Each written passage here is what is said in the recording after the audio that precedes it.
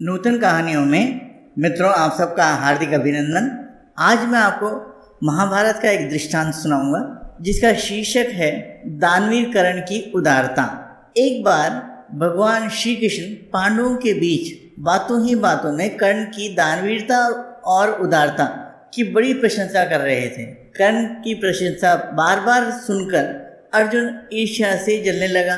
अर्जुन ने भगवान श्री कृष्ण से कहा, मधुसूदन, आप जानते हो कि हमारे भ्राताश्री से बढ़कर कोई उदार नहीं है, फिर भी आप उनके सामने उस कर्ण की प्रशंसा कर रहे हैं। श्री कृष्ण बोले, हमारे भ्राताश्री धर्मराज अवश्य हैं, लेकिन आखिर कर्ण तो कर्ण है। ये बात मैं तुम्हें फिर कभी समझाऊंगा।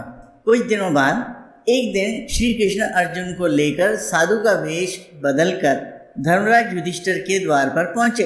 उन्होंने धर्मराज से कहा कि हमें यज्ञ हवन आदि करने के लिए एक मन चंदन की सूखी लकड़ियाँ चाहिए। महाराज युधिष्ठिर ने साधुओं का स्वागत सत्कार किया और अतिथि गृह में प्रतीक्षा के लिए बिठा दिया। वर्षा काल था, अतः सभी जगह की लकड़ियाँ गीली हो चुकी थी।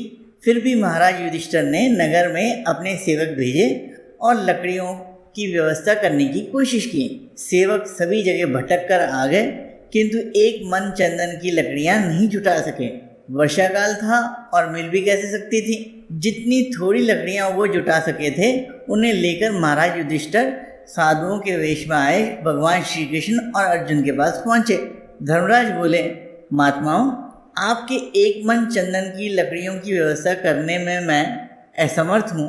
आप चाहें तो कुछ और मांग सकते हैं। इस पर साधु के वेश में खड़े श्री कृष्ण बोले, चंदन नहीं मिल सकता तो कोई बात नहीं, हम कहीं और ये व्यवस्था कर लेंगे, प्रणाम। ये कहकर वो दोनों चल दिए। यहाँ से सीधे वो दोनों कर्ण के द्वार पर पहुँचे। वहाँ भी उन्होंने एक मन चंदन की लकड़ियों की मांग की। कर्ण ने दोनों साधुओं का स्वागत सत्कार किया और बोले, आज तो चंदन की लकड़ियाँ मिलना संभव नहीं है, अगर आप एक दो दिन ठहरे तो व्यवस्था हो सकती है। इस पर साधु के वेश में श्री कृष्ण बोले, नहीं, हमें वर्षा काल में ही यज्ञ करना है, अतः आज ही चाहिए। दे सको तो ठीक, अन्यथा हम कहीं और से व्यवस्था कर लेंगे। कर्ण बोला, अगर ऐसी बात है तो ठीक है, आपकी लकड़ियों की व्यवस्था अभी किए देता हूँ। इतना कहकर कर्ण ने अपना धनुष और बाण उठाया और अपने महल के दरवाजे, पलंग और जो भी चंदन का सामान था उन सबको तोड़ डाला और बोला, ये लीजिए, आपकी व्यवस्था हो गई। श्री कृष्ण बोले, लेकिन तुमने हमारे यज्ञ के लिए इतनी कीमती चीज़ों को क्यों तोड़ दिया? कर्ण बोला, ये चीज़ें तो फिर भी बनाई जा सकती हैं, लेकिन आप मेरे द्वार फिर नहीं आएंगे।